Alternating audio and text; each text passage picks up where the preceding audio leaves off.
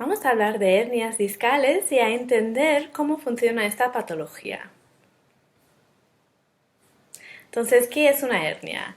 La hernia es una patología que afecta el disco intervertebral, esta estructura cartilaginosa que se sitúa entre los cuerpos vertebrales. Entonces, aquí podemos ver la representación de una hernia en esta diapositiva. Vemos que tenemos nuestras vértebras y que entre cuerpo vertebral y cuerpo vertebral tenemos el cartílago, el disco intervertebral.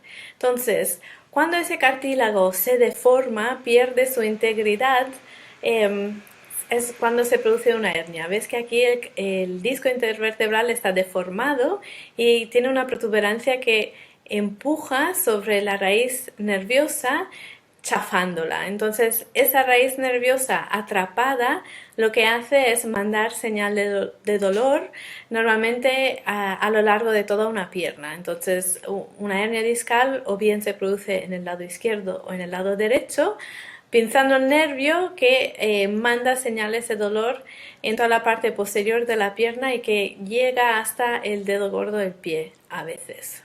Entonces, ¿cómo se produce? El disco intervertebral tiene dos partes. Aquí lo podemos ver. Vemos un disco intervertebral dañado, una hernia. Entonces, en la parte externa del disco, esta porción se llama anillo fibroso y esa porción del disco es mucho más fibroso. Tiene una estructura de tejido conectivo denso, muy fibroso, que es la que le da resistencia al disco. La parte interna del disco es más gelatinoso, un poco más líquido.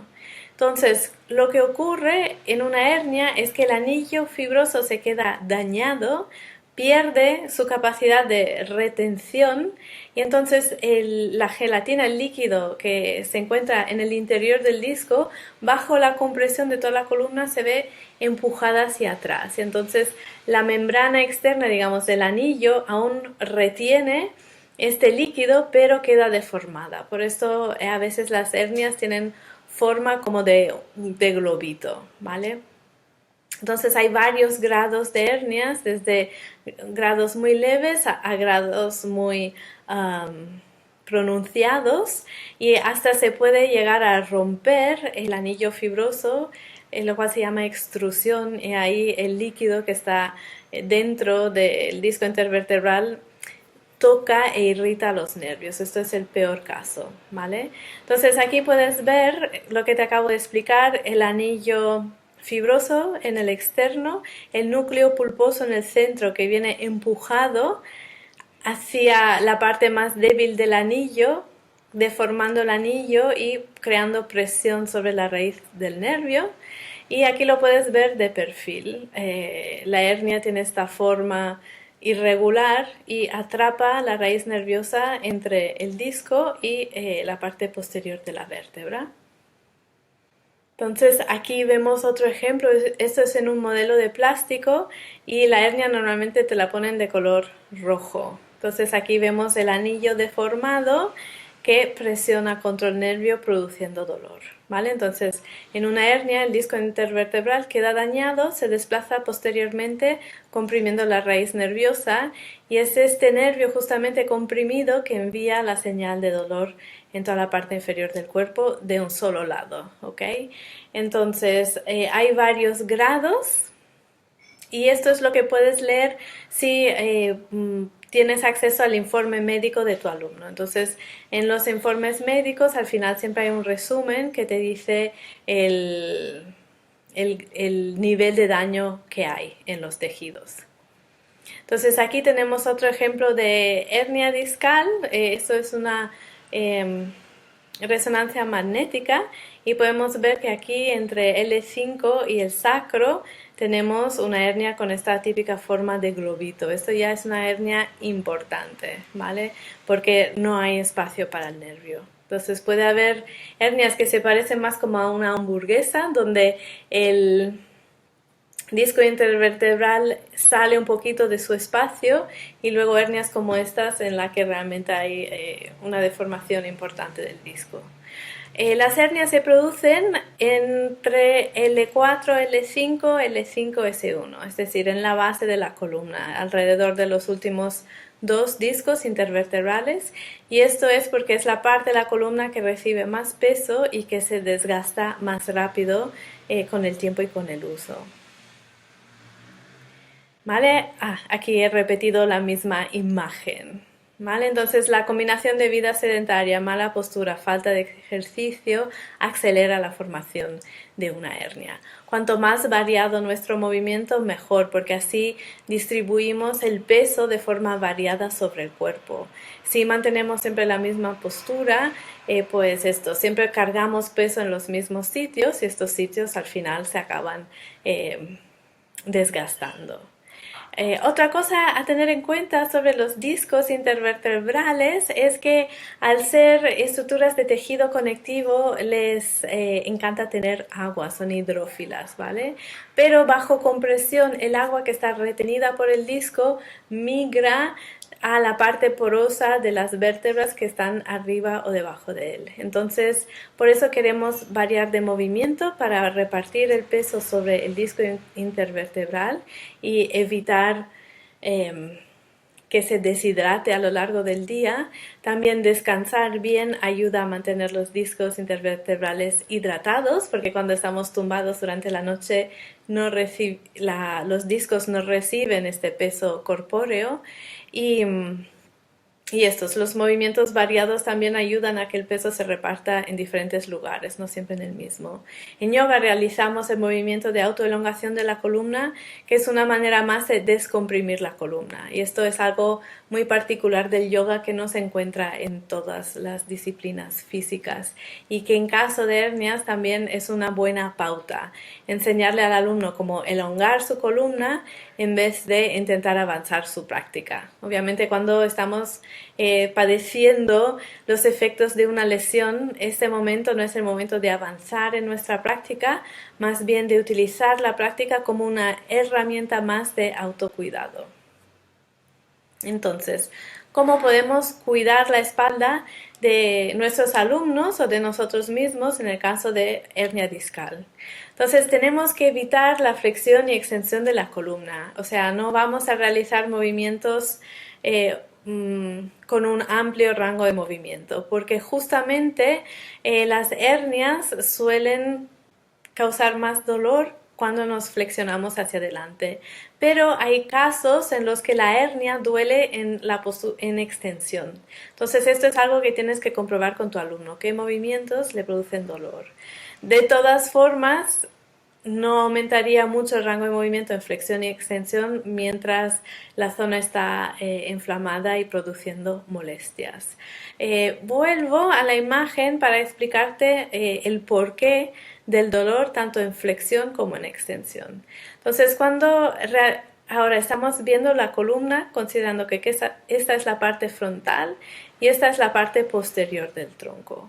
Cuando inclinamos el tronco hacia adelante, las vértebras se cierran hacia adelante y los discos intervertebrales se chafan por delante y aumentan todo el líquido, es como un globo que se desplaza hacia atrás. Entonces, si ya tenemos esta parte posterior del disco dañado y nos inclinamos hacia adelante, realmente empujamos este disco aún más hacia atrás. Por eso duele. Pero hay casos en los que las hernias molestan en una extensión de la columna y esto se debe a que la parte lesionada del disco, en vez de estar en el lateral presionando contra la raíz nerviosa, está más bien en el centro de la columna presionando sobre la médula espinal, ¿vale? Entonces, en estos casos es cuando el disco causa dolor en extensión. De todos modos, esto no lo vamos a saber a priori y es siempre súper importante, o sea, fundamental, pedirle al alumno qué movimientos le causan dolor y cuáles no, porque no lo sabemos. Tenemos que cuidarle preguntándole sobre su propia experiencia personal, ¿vale? Entonces, por esta razón queremos evitar una gran flexión o extensión de la columna y eso se traduce en no viñasas, ¿vale? Vamos a realizar un yoga muy estático en el que vamos a pensar en qué posturas realizar que pueden ser beneficiosas. Entonces, la autoelongación de la columna es fundamental, es higiene postural y a largo plazo también es un buen hábito que podemos enseñar. Después, flexibilizar la cadera siempre es bueno, como hemos visto en el anterior módulo. Las posturas de pie van muy bien para trabajar la flexibilidad de la cadera y son asequibles a todo el mundo, sobre todo cuando hay dolor que realmente restringe el rango de movimiento. Por último, también vamos a reforzar el centro, tanto los abdominales como los músculos de la espalda. Y esto se puede hacer con posturas, como vemos aquí, la plancha de lado, posturas en las que requieren fortalecer el centro sin flexionar la columna ni extenderla. ¿Ok? Si tu alumno es capaz, extensiones muy suaves de la columna pueden ir bien, o posturas como Guerrero 3 va muy bien para reforzar los músculos de la espalda, pero vamos a adaptarla utilizando una silla o algún soporte, ¿vale? Entonces, realmente cuando tienes alumnos con problemas de espalda, tienes que pensar atentamente en la secuencia de posturas que le vas a dar y cuáles posturas te interesa que practique.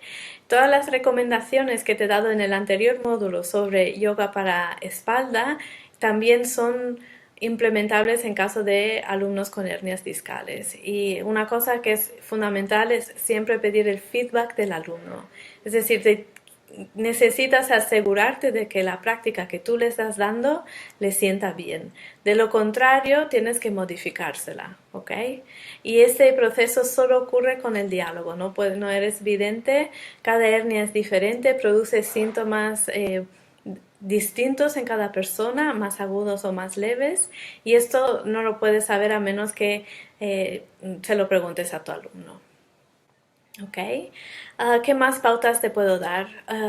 Quiero que también tomes en cuenta que cuando hay dolor de este tipo relacionado con una hernia, por ejemplo, muchos factores inciden en el dolor de tu alumno. Es decir, no eres la única persona responsable por su bienestar. Tú puedes darle una práctica de autocuidado que en el tiempo dará frutos, pero quiero que tengas en cuenta que también la alimentación de tu alumno incide en su bienestar. Hay alimentos que son altamente inflamatorios y que inciden en el dolor. Hay alimentos que son menos inflamatorios. El estrés, es decir, el no saber llevar bien las propias emociones, también inciden en el dolor porque bajo estrés nuestros músculos están más contraídos. Y después está toda la parte de hábitos cotidianos, higiene postural, salud, cómo uno se cuida o se descuida. Y te cuento esto no solo para que se lo recomiendes a tu alumno, de hecho estas son cosas que yo en ti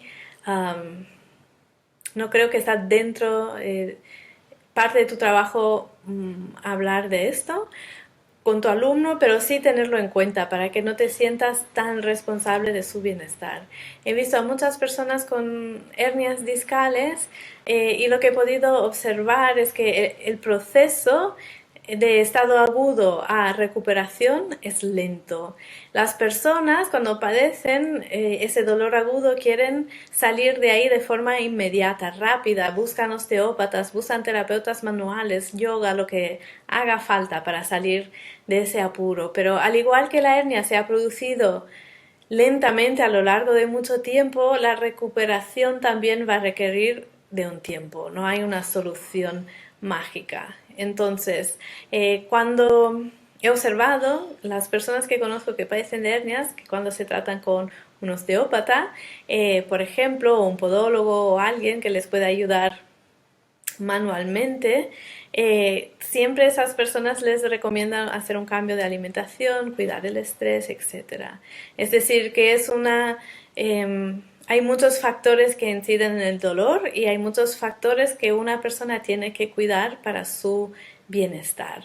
Y te lo cuento para que tú no te sientas como la única persona responsable, sino que te hagas la idea de que esto es un proceso que va a tardar su tiempo y que tú puedes darle a tu alumno una información, unas pautas y que luego él también se tiene que hacer cargo de las otras áreas de su vida que pueden incidir en su dolor de espalda.